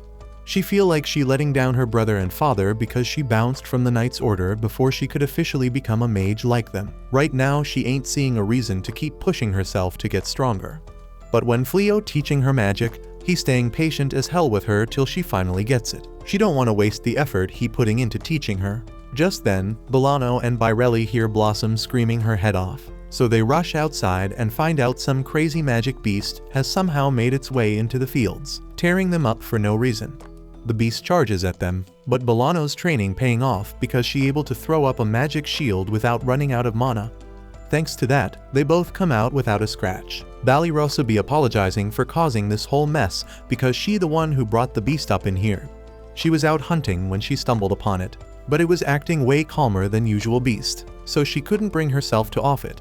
But if that thing starts randomly attacking folks, she got no choice but to take it down for everyone's safety. But Birelli doesn't think it's gonna be necessary because she done figured out why the beast went bonkers in the first place. She tells Suya to morph back into his bunny form so the horse won't get spooked no more. Then she hooks up a rope to a shovel and tosses it in the horse's mouth before hopping on. With her janky bridle, she starts calming the horse till it stops going buck wild, and everyone gives her mad props for taming the magical beasts so smoothly.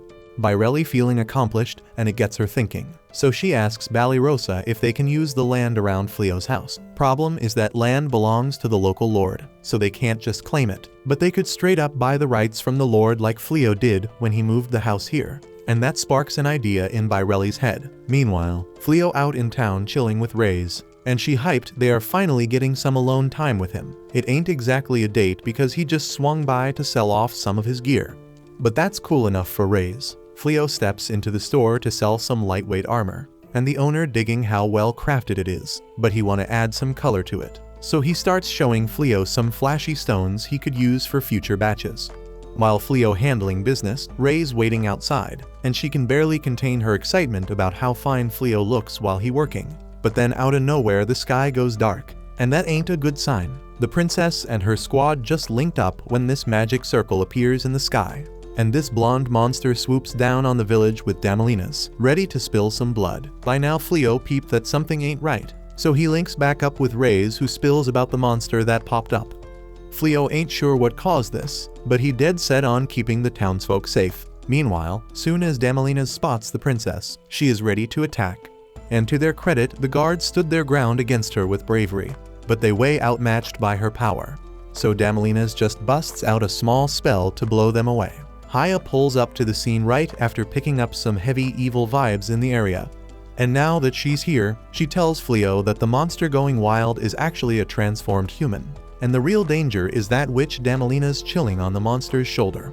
Back in the day, Damalinas was the top mage in Clyrode, but then she messed up big time by messing with dark magic. Before she could wreak havoc, the hero of that time took her down.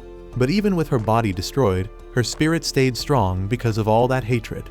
So they had to seal it up in a pedestal, which coincidentally is the same one holding Haya's sword seal. That's why Haya feels somewhat responsible for Damalinas breaking free. Even though it was hella dumb for the royal family to think it's a great idea to seal two major threats in the same place, Haya tells Fleo she wants to handle Damalinas herself, and Fleo ain't got no objections, but he reminds her that keeping the people safe gotta be the #1 priority. Meanwhile, Damalinas is straight up laughing at the princess because she only got one guard left standing. And even though his legs are shaking like crazy, he deserves a raise for his dedication. The princess recognizes Damalinas from the history books, so she knows she's in deep trouble. And Damalinas wants to savor every moment as she gets her revenge on the royal family. But before the princess gets flattened, Haya busts out a fire spell to shield her. Damalinas can't believe Haya got the nerve to stand in the way of her revenge, but Haya couldn't care less about Damalinas' plans because she's just doing what her master wants. Damalinas ain't backing down, so she throws a lightning spell at Haya, but it ain't doing a damn thing because Haya blocks it with one hand. Haya's at the peak of magic in this world, and since Damalinas is a being of this world, no matter how powerful she may seem, her magic won't ever harm Haya. Since magic ain't working, Damalinas switches it up and gets the blonde monster to try stomping on Haya while she casts another attack spell. But it still ain't affecting Haya in the slightest. Damalinas is straight up desperate, so she goes all out with her dark magic to make that blonde monster even bigger, so she can wreck shit up big time. And damn, it would have caused some serious chaos if her spell lasted more than 3 seconds. But Fleo comes running and saying he saw the evil-looking spell being cast, so he had to cancel that shit with his release magic. Haya says sorry to him for not taking care of Damalinas quickly enough and for causing him so much trouble. But Fleo ain't holding it against her at all. Haya still wants to make it right though, so she asks if she can finish off Damalinas. And once she gets the green light, she uses a spell to suck her soul out of Suya and turns her into a tasty piece of candy. Then Haya just straight up swallows that candy without even thinking twice. Fleo asks if it's cool for her to just munch on Damalinas like that, but she says it's perfectly safe since Damalinas is now sealed in her mindscape, where she's gonna get some serious torture, re-education until she changes her wicked ways. But forget about that for a second. They don't know what the hell to do about the blonde hero, because he's the one who caused this whole freaking mess. But Fleo don't want to waste his breath talking to him, so they're just gonna leave his ass for the castle guards to deal with. Just then Princess Elizabeth rolls up, and she's freaking relieved to finally find Fleo. She introduces herself and apologizes like crazy for all the disrespect he had to endure from the king and the previous hero. Fleo tells her she doesn't need to apologize, but he's surprised to hear they actually fired the blonde hero. That blonde hero already caused way too much trouble, so it was an easy call for Elizabeth to make. And now that the kingdom's without a hero, she's hoping Fleo will be down to roll with her back to the castle and become the true hero of the freaking kingdom. Fleo appreciates her polite ask, but he's still gotta turn down that responsibility. If she's looking for a hero, she better find someone who ain't afraid to use their power for the sake of humanity. But that person ain't gonna be Fleo because he don't really give a damn about humanity here. All he wants is to live in peace with his wife, so he ain't getting mixed up in any political shit at all. Fleo finally rolls back home, and the girls straight up swarm him with a favor to ask. They want him to think about expanding his turf because Bairelli wants to start catching and raising magical beasts, and Blossom wants to extend her farmland to grow more crops. With these new activities, they can haul in the extra veggies to town using horses and make extra profit selling them. Reyes likes the idea, but she's concerned that the magical beasts won't play nice because they're just humans. So she thinks it might be smarter to stick with horses instead. Bairelli thought about it, but keeping horses ain't cheap. Plus, if she lets the magical beasts roam around in a big open field for a while, they'll probably chill out and be peaceful. Fleo's down with the plan, so he says he'll go talk to the local lord to get permission, and the girls appreciate it. But Bairelli says they want to handle the negotiation and buying on their own to properly contribute to the house. Fleo doesn't have a problem with it, but land is pretty damn expensive, so he wants to make sure they know the price tag if they want to buy the land themselves. After some quick calculations, the girls are blown away by the numbers, and they can't believe land's still so damn expensive way out in the countryside. Fleo explains that since he arrived, demons stopped showing up, so the land prices shot through the roof because it's safer now. The girls start thinking about selling all their stuff to afford the land, but Fleo tells them ain't no need. He'll pay for the land himself since he'll be part of the house. He's gonna be part of the house anyway, so it's only fair the house owners buy it. He'd be happy if they just took care of the land for him, but the girls ain't feeling like they would be contributing much in that scenario. So instead, they settle on a deal to pay Fleo 30% of the profits they make from using his land. The girls are stoked with the arrangement, so they all jump right into working on the new land once Fleo seals the deal. And since we talking about farming, Fleo suggests growing something that ain't normally farmed in this area to max out the profits. He can mess with the climate around the crops a bit, so it should be doable. But Blossom ain't feeling the idea because she thinks farming gotta be done by hand, and she ain't down with taking any extra help from Fleo because she wants to pay him back her own way. If she really doesn't want Fleo to get involved, then Haya steps up and offers to do the magical climate control instead. But Blossom still ain't having it because she believes magical farming ain't natural. Haya ain't gonna push the matter, but she does mention that doing it without magic is gonna be mad inefficient, and Bolano backs her up, telling Blossom to let Haya work her magic on the farm because she's curious to see how it turns out. They peep that she all dressed up for something, so she spills that she was about to head out to the Magic Academy because they accepted her. She wanted to go there to relearn magic from the ground up, but after the application test, they thought she was legit enough to become a teacher there.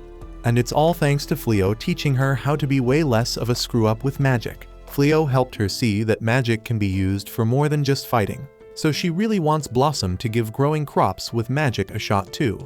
And after a bit of persuading from Fleo, she finally gives in. Now everyone's doing their part to bring in some dough for the house, except for Balinrosa, who's still technically a freeloader. While watching them, Fleo tells Reyes that he's also been thinking about something long-term, and his goal is to open up a shop one day. Reyes loves the idea and promises to spread the word to all her crew so they'll show up on the grand opening day, and she'll make sure they all take human forms because her homies are demons. It's kinda off topic, but Fleo takes the moment to give Reyes a gift he had made for her. It's a wedding ring, and he wants her to accept it to officially mark their marriage. And she happily agrees. In other news, that blonde loser got locked up in the castle dungeon, and he's likely gonna get executed for all his crimes of breaking into the castle treasury, unleashing some serious threats, and worst of all, having a hella annoying voice. A while later, Balinrosa starts picturing herself in a freaking wedding dress, but then she spots Ulimanas showing up to congratulate her. And that's when she realizes this dream is straight up her worst nightmare because she's supposed to marry the Dark One. He tells her she can call him Gozul because there ain't no need to be all formal now that she's his wifey. And to make it a grand occasion, the whole demon army jumps in and tells her they're gonna step up their game to take over the world, just so they can give it to her as a wedding gift. But Banished starts backtracking like crazy because she doesn't want no damn world. But then the Dark One interrupts her and grabs her chin, going in for a kiss.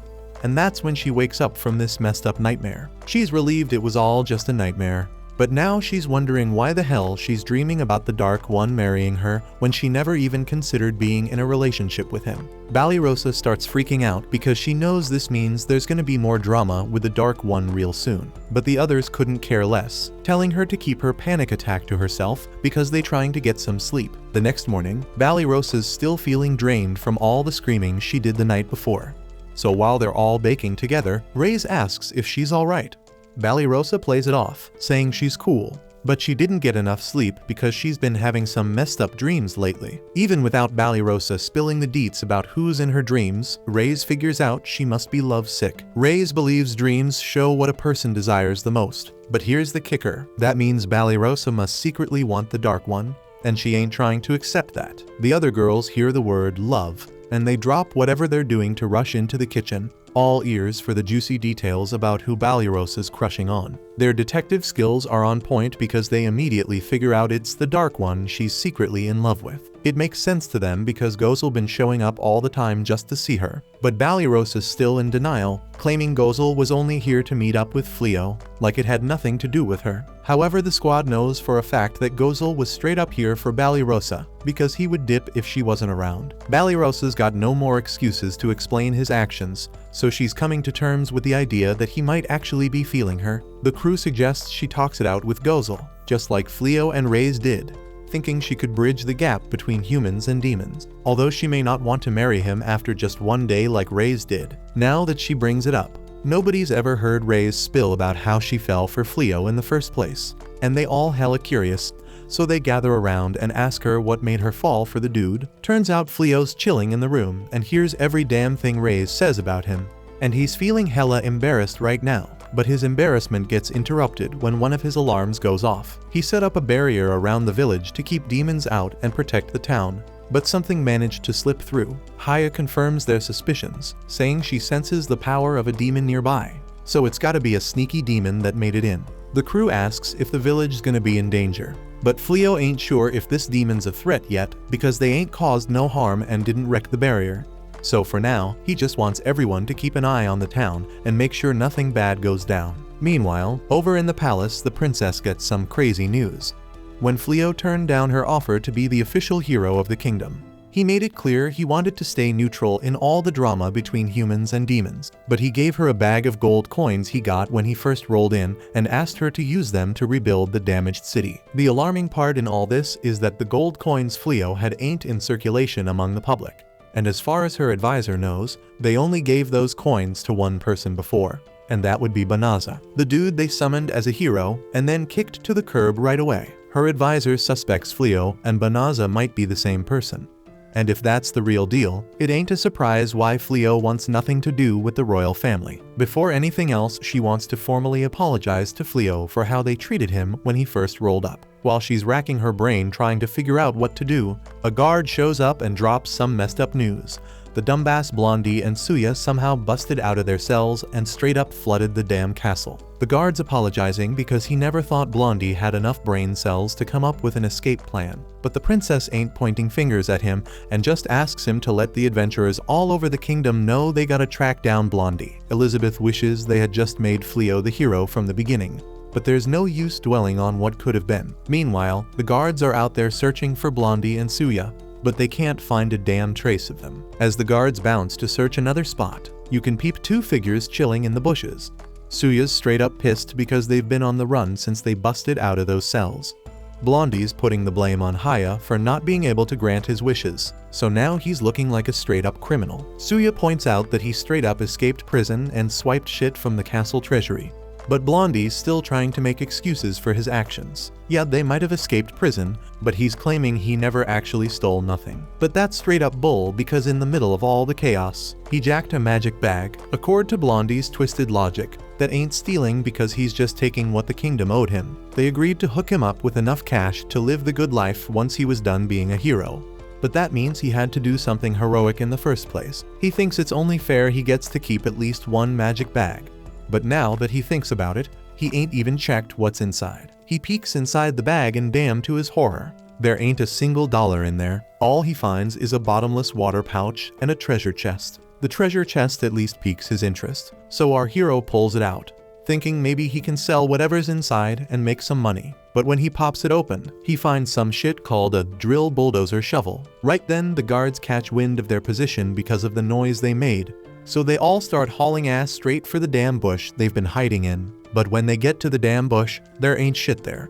Blondie and Suya pulled a slick move and straight up dug their way underground. They're hella impressed with that shovel's power. No wonder it was locked away in the castle treasury. Perfect for keeping them hidden, but now they gotta figure out how the hell they gonna bounce from here. Meanwhile, over at the demon castle, Gozel gets a report from Uliminaz, telling him she still ain't found Fleo or his crew, specifically talking about Balirasa. Uliminaz apologizes and explains her intel squad has been searching high and low, but there's a chance Fleo might have dipped to another damn country. Gozel ain't buying that shit because even though Fleo's magic is crazy strong, teleportation magic only lets you go to places you've been before. Ain't been that long since Fleo got summoned to this world, so ain't no way he had time to visit another damn country. Even if that's the case, Uliminaz can't help but question why they putting so much focus on finding Fleo instead of pushing forward with the army and taking on the humans. No matter how badass that purification magic is, if they bring enough magical beasts to the border, they can flood the area with Milicium again and open up some damn paths into the kingdom. If they act now, they might even bring down the whole damn castle. Gozel's had enough and reminds Uliminaz that Fleo can handle purification magic all by his damn self. So even if they cut through the purification and attack his new house, he can just spam that damn spell and kick them out.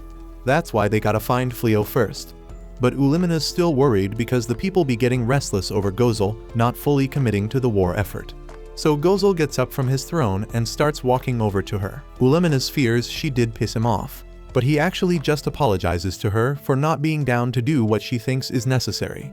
He don't see the point in sacrificing so many of their comrades just to beat some damn humans. Uliminaz finally understand his views now, but damn, someone was straight up eavesdropping on their conversation, and by the look of those glasses she's going to be trouble later on.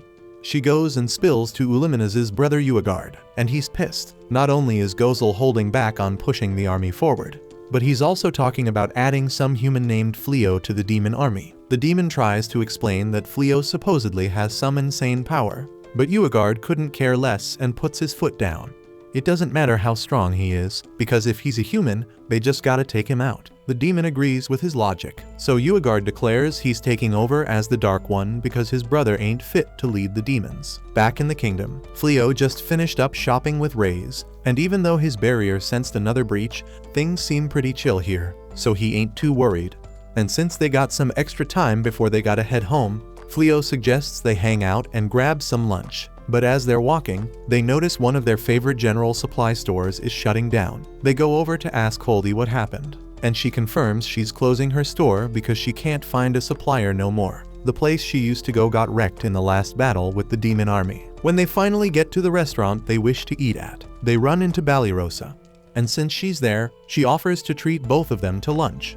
Raze ain't too thrilled because her romantic lunch with Fleo got ruined, and she's wondering what made Balirasa suddenly want to treat them to a meal. Balirasa explains that her adventure rank recently went up by 1, so she got more reward money, but deep down, she just wants to shake off her thoughts on the demon that's been tailing her. Regardless of her reasons, she still wants to thank Fleo and Raze for all they've done, so Fleo and Raze accept her offer. But before they can go in to eat, Haya shows up all panicky because some crazy powerful being is heading their way. She asks Fleo to step back so she can defend him. And to Balirasa's horror, they all realize it's Gozel. After Gozel shows up, they all head inside to eat, and he explains he came because his intel squad detected some funky magical signatures in the area. It's a damn lucky coincidence they all ended up meeting again. Dude also wants to have a private convo with Balirasa, so she starts stressing like he might be trying to pop the question or something. When the fruit comes through, Gozel starts talking about how he used to love human food and would straight up sneak into spots like this before he went all Dark Lord, just so he could enjoy it. Gozel asks Balirasa if she got skills in the kitchen, but Shorty's too embarrassed to answer. So Reyes jumps in and tells Gozel that Balirasa's a dessert queen, which only makes her even more red-faced. Fleo asks if Gozel's into human culture, and he doesn't deny it. But he adds that a kingdom's culture also reflects its military strength, so he's like on a reconnaissance mission or some shit. Balirasa can't hold it in no more and straight up yells at Gozel for trampling over human lives. And dude ain't flinching because he knows damn well the harm he's causing. Just because humans see demons as pestilence doesn't give him the right to wreck their lives because of it. Fleo asks Gozel what he means by pestilence, so Gozel breaks it down for him. All demons got this malicium stuff in their bodies, but not all of them can control it like Reyes or Gozel. So when a bunch of demons gather in one place, it becomes dangerous for humans. Plus demons are known for being stubborn as hell and always ready to throw down over the smallest thing. So negotiations are like never an option. Gozel peeps the silence and apologizes for killing the vibe, and then bounces for the day. As Fleo and the crew head back home, Fleo's got a lot to think about. At first he was relieved because he didn't see any discrimination against demihumans in this world, but the tension between humans and demons is on a whole another level, and it's messing with his head. And in other news, Blondie and Suya are still trying to climb out of the hole they dug themselves into. Suya's the first one to make it out, but her thickness making it a struggle. And when Blondie asks what the hell's taking so damn long, he hits his face on what bomb Suya's packing, so he gets all distracted, and the pervert falls right back down into the pit. The next day, Reyes whips up some bomb-ass burgers for Fleo and the crew. Everybody's straight up mind blown by how freaking delicious those burgers look and taste. It's even better than restaurant burgers. Then out of freaking nowhere, there's a knock on the door, and Fleo heads out to see who the hell it is. And it's the princess and her crew rolling up. Reyes steps out too, and Fleo asks the princess what she's doing here, because he already told her before he ain't interested in being a hero. The princess says she's here today to apologize to Fleo for dragging his ass into this world, only to ditch him when he didn't have any mad skills. Both Fleo and Reyes are totally caught off guard because their secret's been spilled. So they invite the princess inside, and Balirasa serves her up some tea. While Balirasa's all kissing up to her, the princess gives her a little nod of thanks, and Balirasa's eating that up like a hungry dog. Then the princess asks Balirasa and the other girls to dip because she wants to have a private chat with Fleo. But Reyes ain't having it. She straight up objects, saying that the kingdom's treated her husband like crap till now, so she ain't leaving him alone with the princess. Fleo grabs Reyes' hand and tells the princess that she can send everyone else away. But his wife ain't going anywhere. He straight up says that if the princess can't talk in front of his wife, she might as well bounce back to her fancy palace. Reyes is over the moon to hear that, but she quickly refocuses on the meeting. The princess agrees to the deal, and Fleo signals all the girls to bounce from the room. Once they're alone, the princess drops to her knees and gives a heartfelt apology on behalf of the whole damn kingdom. She admits that putting spells on his bag and ditching him in that dangerous forest were the kingdom's biggest sins. Fleo tells her to lift her head because she ain't talking to any hero right now, just a regular ordinary merchant. The princess asks him if he ain't gonna accept her apology, but he tells her it ain't gonna change squat. He tells her to cut to the chase because she ain't come all this way just to apologize. The princess admits he's right, and then lays out this magic map in front of him. There are these glowing dots on the map that show where the kingdom's army is posted. The princess tells him that the spell keeping the castle safe is losing power soon, and then the demon army gonna amp up their invasion. She says their mages ain't fully recovered their magic yet, and they ain't got enough troops to protect all the towns either. Her plan is to station their soldiers only at the most important spots, leaving a bunch of towns wide open. The princess wants Fleo to step up and protect all those vulnerable towns, and he's left speechless. Reyes goes off on the princess, asking how she got the nerve to drag Fleo into their war when he's a dude who hates violence. The princess says the king who cast the purification spell gonna recover soon, and when he does, he'll probably send an army after Fleo and Reyes, accusing them of working with demons. This gets Reyes all fired up, and she asks the princess if she's trying to throw threats at them. The princess says she's actually plotting the opposite. She explains that while she's temporary ruler, she got enough power to bring the former king to justice for disrespecting Fleo and appointing that fake hero. She plans to make him give up his throne, and she needs Fleo's help for that. The princess says the king's a big-headed prick, and she wants to do better when she takes the throne from him. But to do that, she gotta prove she can lead the army better than him. And that's where she needs Fleo to lend a hand. Reyes starts snapping again, but Fleo shuts her down. He's figured out the princess's true plan. Reyes ain't getting it, so he breaks it down step by step for her. He tells her that the princess showed him the troop locations on the map because she trusts him. She wants him to keep that info to himself, showing the world he ain't joining the demon army. The princess admits he's right and says she wants to save the towns too. She asks Fleo once again for his help. Meanwhile, the ex-hero and his beefy sidekick are still on the land. They're hiding behind some bushes, and the girl suddenly starts bawling because she's hungry as hell. The ex-hero pulls out some cookies from his magic bag and hands them to her. He asks why the hell she's sticking around after all this mess, and she's wondering the same damn thing about him. She knows she's just dead weight, and he could escape a lot easier if he ditched her. He's caught off guard by her words. Then the girl says that the moment he busted them out of that prison cell was pretty damn cool. She keeps giving him props, saying he's got his moments every now and then, and he starts blushing. He gets up and tells her to hurry her ass along, when out of nowhere, a black spider creeps up next to her. The spider shoots some web and ties up the girl, and before the washed-up hero can lend a hand, he gets caught up in the spider's web too. A freaking demon mama shows up and says she's found some fine specimens for her next experiment, totally freaking both of them out. Back at Fleo's house, he's lying in bed at night, thinking about his conversation with the princess earlier. Reyes peeps him lost in thought, so she comes over to his bed. He tells her that even though he despises fighting, he can't bear the thought of those small towns being in danger either. He adds that he's been thinking that if he and Reyes ever have kids of their own, he wants them to live in happiness alongside both humans and demons. He knows it's damn near impossible to make that dream a reality, but he feels like he gotta do it for them. Reyes, however, is confident that if anyone can make that impossible dream come true, it's Fleo. She grabs his hand, promising to always have his back in any way she can, and he thanks her with a smile. Right after that, the demon army storms the kingdom, and folks start bouncing from their towns and villages. One girl gets left behind because she was playing in the woods when the demons roll up. She's scared as hell for her life, but just as a demon's about to pounce on her, Fleo shows up riding Reyes and rocking a wolf mask. Reyes knocks the demon away, and then Fleo jumps off and throws up a protective barrier spell to hold off the demons. He tells the girl to haul ass, and she does just that. Reyes ain't too thrilled that Fleo agreed to the princess's request without even asking for some kind of reward.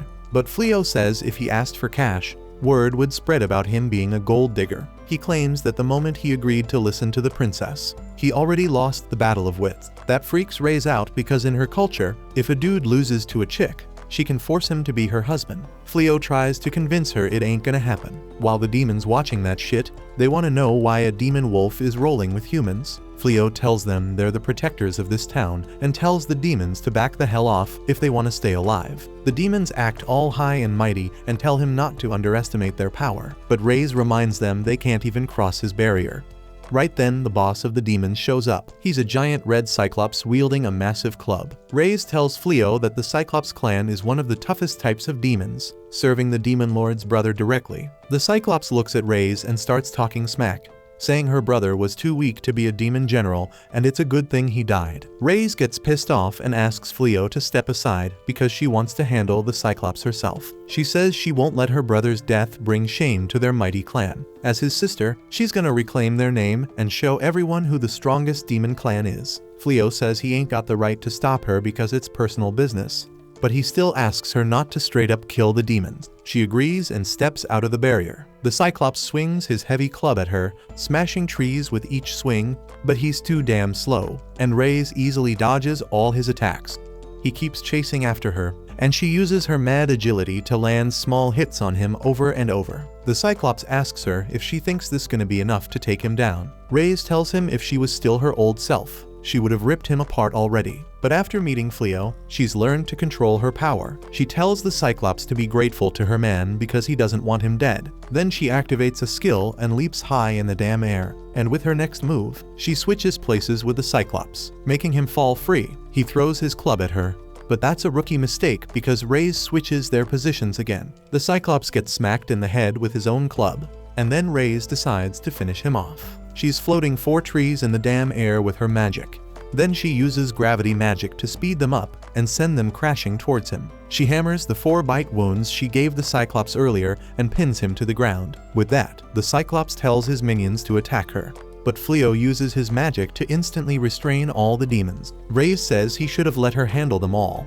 But Fleo says they already won, and he's seen how strong she is. Then he heals the Cyclops, and the dude's all confused about his motives. Fleo tells him he's just doing this so they can go back home in peace. Then he busts out some lightning magic to intimidate the demons and says if they don't leave on their own, he can send them packing by force. Everybody's shaking in their boots, and before long, they start running away. With that, Fleo takes down the barrier he put up, and he says it's a damn good thing they pulled it off. Reyes hugs him and says all the practice they did at home paid off. Earlier, Reyes taught Fleo the most important thing in a fight is pressure. She told him to be confident and badass to scare the demons, and damn, it really worked. Reyes, however, wonders if that's the best approach.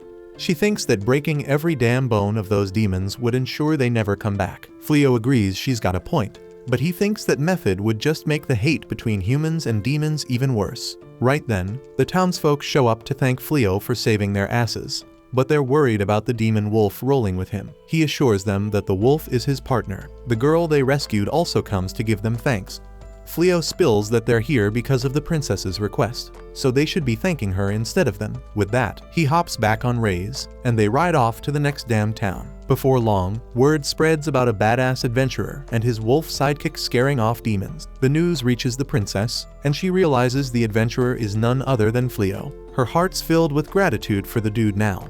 She thinks he's done so much for them, and this time she's gotta pay him back. Meanwhile, Fleo and Reyes are doing their job of scaring the demons away. Demon Lord Gozel's keeping an eye on them, and he ain't too pleased that his brother Uagard sent troops here without his say-so. Right then, one of his minions shows up and tells him Uagard's pulled off a coup and already taken over the throne room. In the Demon King's throne room, Uagard's sitting on the throne while his goon mama shows him the 2 humans she's snatched. She tells him everything's set, and when Gozel comes to face them, she'll sacrifice the 2 humans to the demon god and unleash a secret technique that'll straight up wreck even Gozel. Uagard's waiting eagerly for his brother, thinking that once he takes him down, he'll be the new Demon King, no doubt. The next morning, Fleo gets a couple of unexpected visitors, Gozel and Uluminas, who ask if they can come inside. They all sit down with Fleo and get some tea, and Fleo asks what's the deal that brought them here today. Uluminas seems all gloomy, just looking down while Gozel smiles and says he's here to ask a favor from Fleo. Our hero is caught off guard because he doesn't know what he can give to the freaking Demon King himself. He asks what kind of favor Gozel wants, and Gozel coolly says he wants permission to crash at Fleo's house for a while. Fleo's sitting there stunned trying to process the news, but Reyes thinks it's a joke and starts cracking up. Uluminas gets pissed and asks why the hell Reyes thinks it's a joke when the freaking Demon King himself is asking this favor.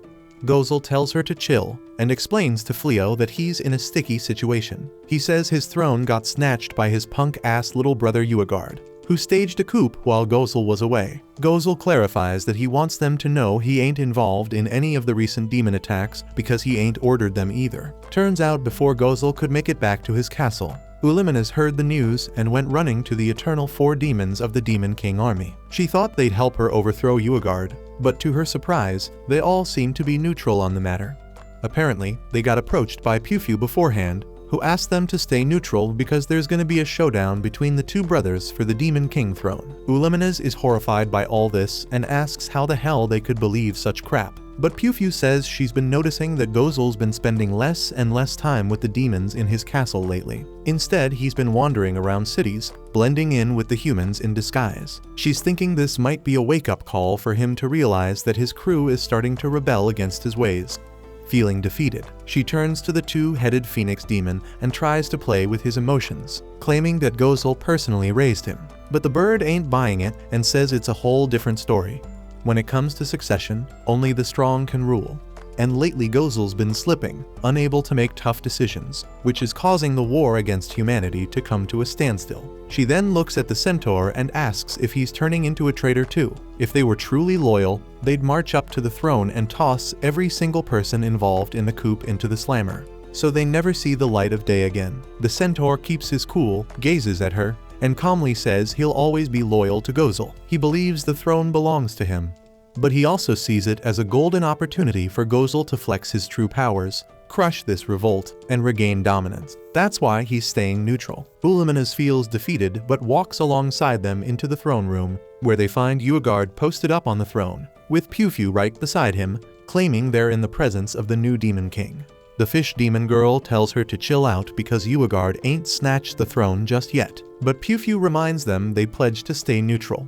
Uluminas gets all riled up at Piu and tells her they got no right to the throne.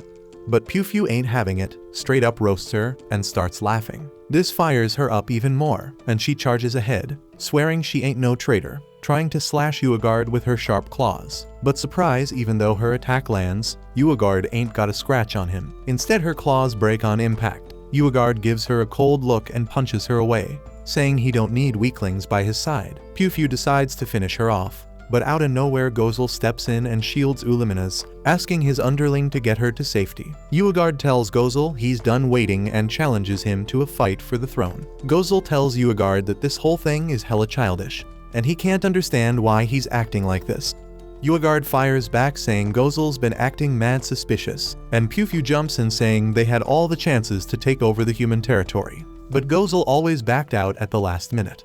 He could have just forced his way to the palace, but he didn't want to spill any innocent blood.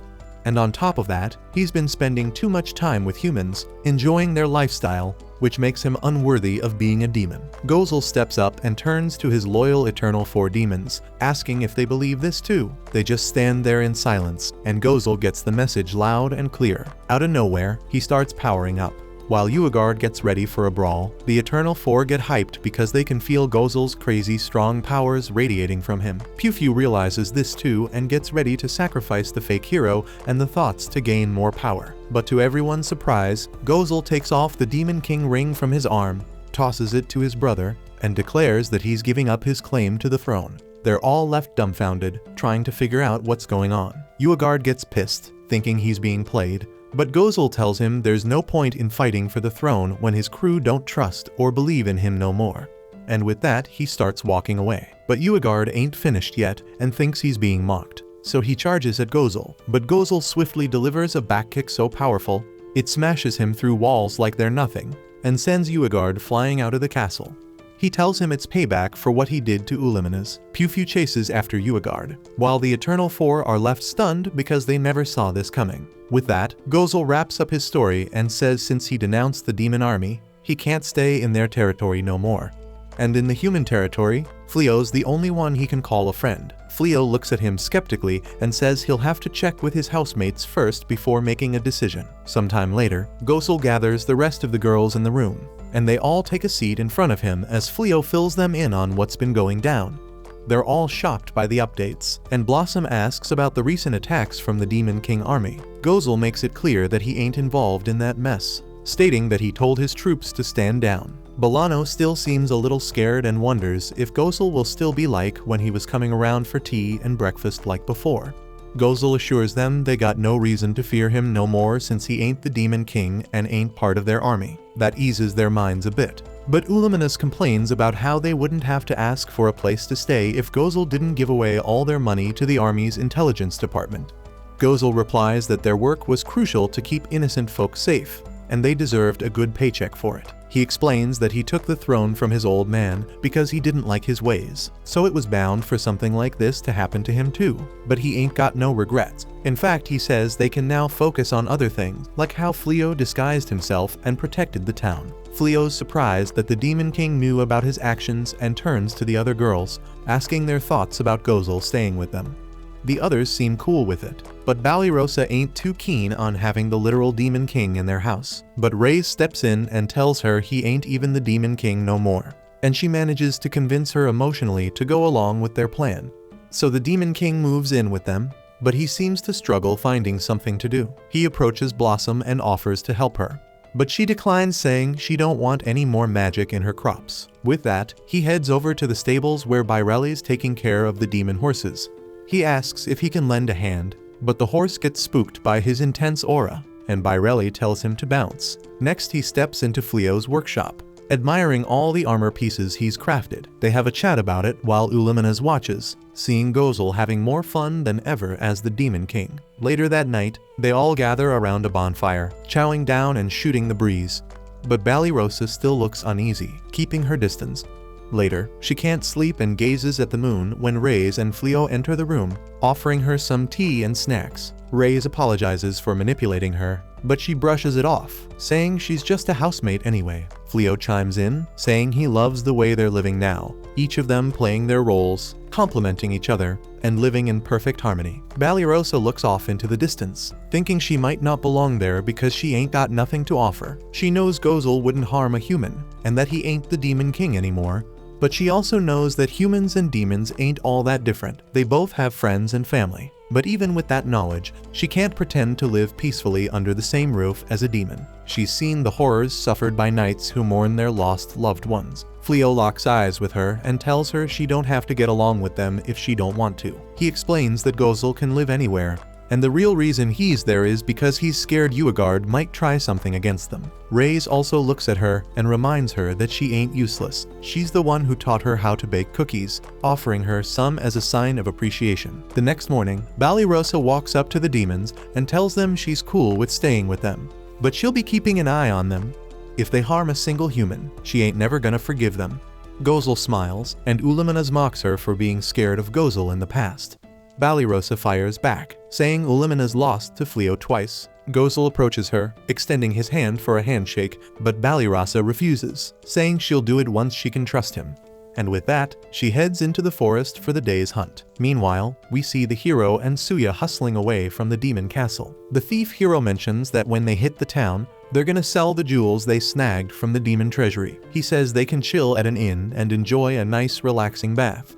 Suya agrees, but reminds him they're still on the wanted list. The thief hero assures her they'll figure it out once they leave Clyrode, and Suya compliments him, saying he's really clever. Suddenly, a dark aura starts emanating from the bag the hero stole, and they keep on running. Thanks for watching. Subscribe to not miss the next part.